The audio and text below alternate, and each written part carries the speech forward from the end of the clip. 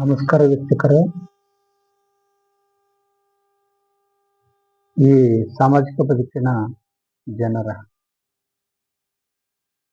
ವಿಚಾರಗಳ ಮೇಲೆ, ವಾಸ್ತವಿಕ ಬದುಕಿನ ಜನರ ಭಾವನೆಗಳ ಮೇಲೆ, ಆಧ್ಯಾತ್ಮಿಕ ಮಹತ್ವದ ವಿಷಯಗಳು ಈ ವಿಡಿಯೋದಲ್ಲಿ ಹೇಳಿದ್ದೇನೆ.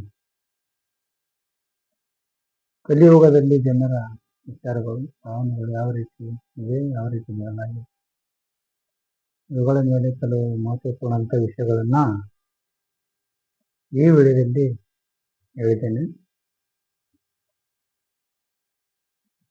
ಈ ಪ್ರಪಂಚದಲ್ಲಿ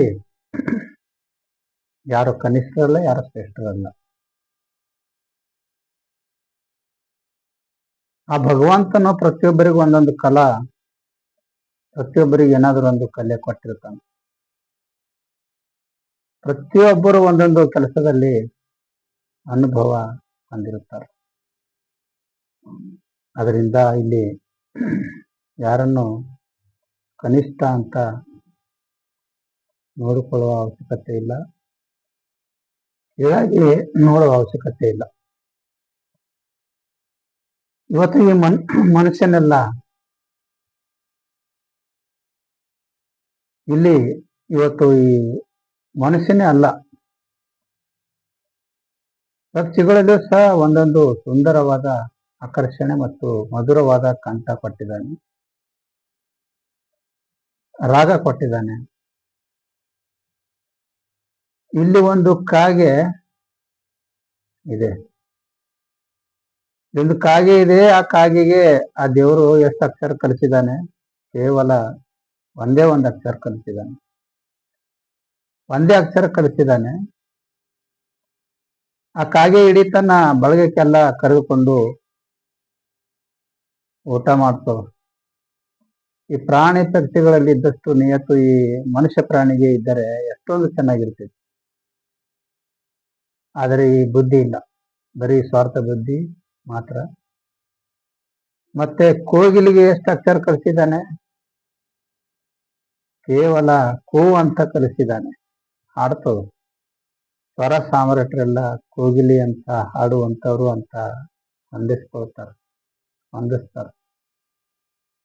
ಅದಕ್ಕೆ ಕಾಗಿಗೆ ಬರೀ ಕಾ ಅಂತ ಒಂದೇ ಅಕ್ಷರ ಕಲಿಸಿದ್ದಾನೆ. ಮತ್ತೆ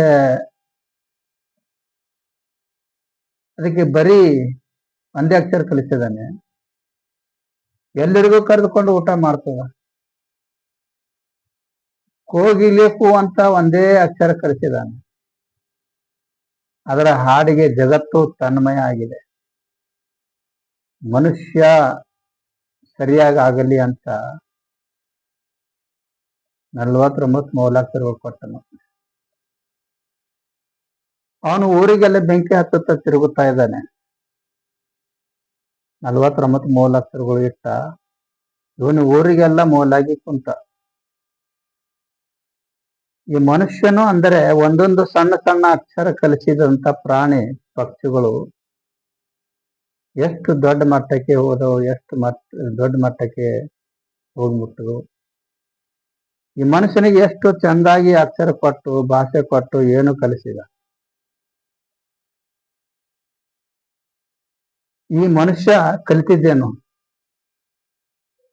ಈ ಸಾಂಸಾರಿಕ ಬದುಕಿನಲ್ಲಿ ಈ ನರಿಯದ ಈ ಮನುಷ್ಯ ಬರೀ ಸ್ವಾರ್ಥ ಬುದ್ಧಿನೇ ಕಲಿತುಕೊಂಡ. ಒಳ್ಳೆ ವಿಚಾರ ಕಲಿಯಲಿಲ್ಲ.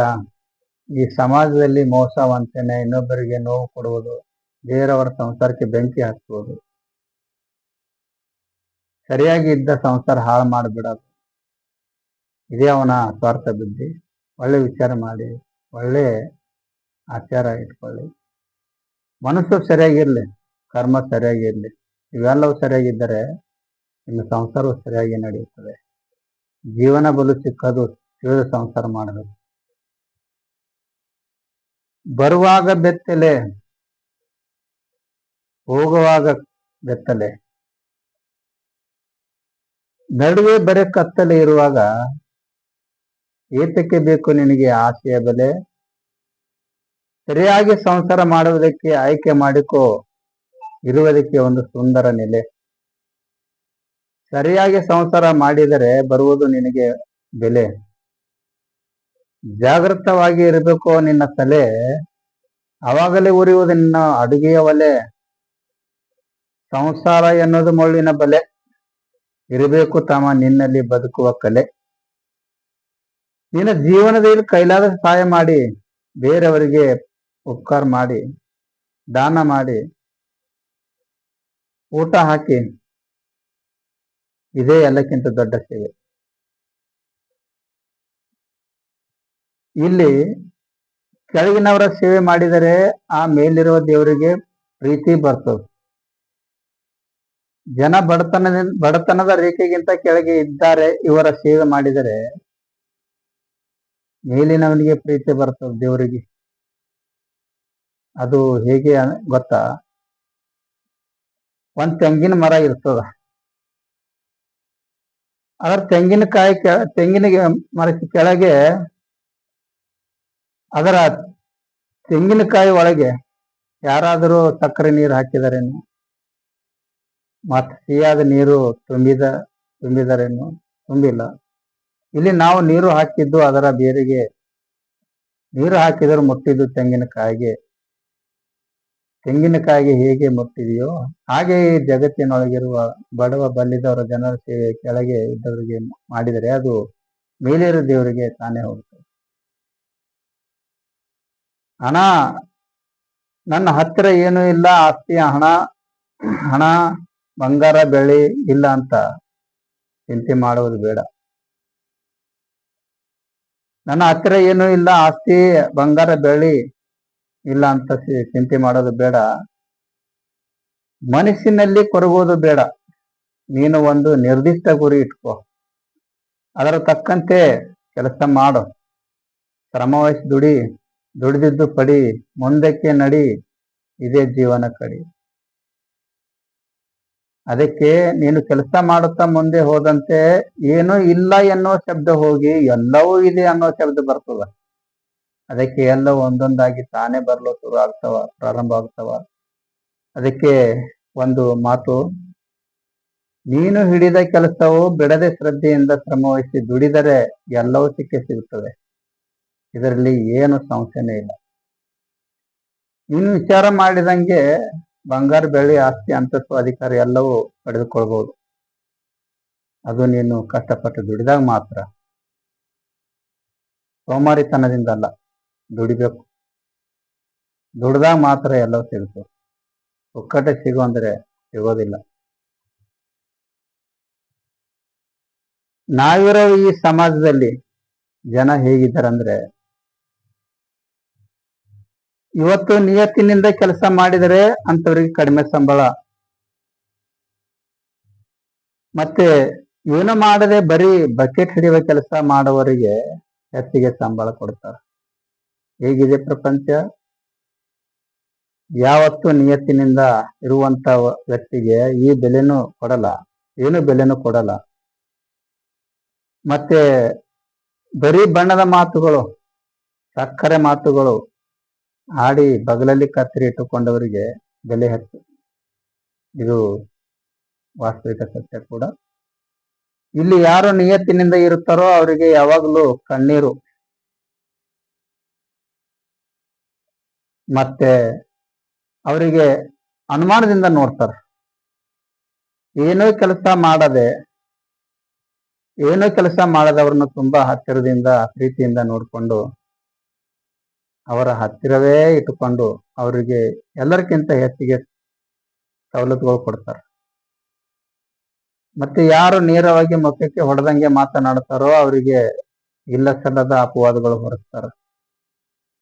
ಮತ್ತೆ ಇನ್ನೂ ಹೆಚ್ಚಿಗೆ ಕೆಲಸ ಕೊಟ್ಟು ಹಿಂಸೆ ಕೊಡ್ತಾರೆ. ಮತ್ತೆ ಏನು ಕೆಲಸ ಮಾಡದೆ ದಿನವಿಡೀ ಹರಟೆ ಹೊಡೆದುಕೊಂಡು ಕಾಲ ಕಳೆಯವರಿಗೆ, ಸುಮ್ಮನೆ ಕುಳಿತುಕೊಂಡು ಮನೆಗೆ ಹೋಗುವವರಿಗೆ ಬೆಲೆ ಜಾಸ್ತಿ. ಮತ್ತೆ ನಿಯತ್ತಿನಿಂದ ಕೆಲಸ ಮಾಡಿ ಹೇಳಿದ ಕೆಲಸ ತಪ್ಪದೆ ಮಾಡಿದವರಿಗೆ 4 ಕಾಸಿನ ಬೆಲೆ ಕೊಡಲ್ಲ. ಇದು ಈಗಿನ ವಾಸ್ತವಿಕ ಸತ್ಯ. ಇದರಲ್ಲಿ ಏನೂ ಸಂಶಯ ಇಲ್ಲ. ಇಲ್ಲಿ ಹಿರಿಯಾಣನು ಬೇವಿನ ಮರ ಹಾಗೆ. ಇಲ್ಲಿ ಮನೆಯಲ್ಲಿ ಹಿರಿಯ ಅಣ್ಣನು ಒಂದು ಬೇವಿನ ಮರ ಇದ್ದ ಆಗಿರ್ತಾನೆ. ಆ ಮರದ ಸ್ವಾದ ಎಷ್ಟೇ ಕೈ ಇದ್ದರೂ ಅದರ ನೆರಳು ಯಾವಾಗಲೂ ತಂಪು ತಣ್ಣನೆ ಇರ್ತದೆ. ದೊಡ್ಡಣ್ಣನು ನಿನಗೆ ಏನಾದರೂ ಮಾತನಾಡಿದರೆ ಮಾತನಾಡುತ್ತಾನೆ, ಅವಾಗ ಕೈ ಮಾತುಗಳು ಅನಿಸ್ಬೋದು. ಒಂದು ವೇಳೆ ಹೊರಟಾಗಿ ಮಾತಾಡಬಹುದು. ಅದು ನಿನ್ನ ಒಳ್ಳೇದಕ್ಕಾಗಿ.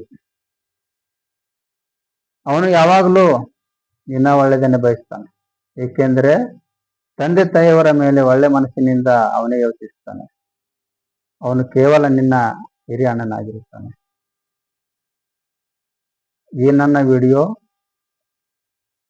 ನಿಮಗೆ ಇಷ್ಟ ಆದರೆ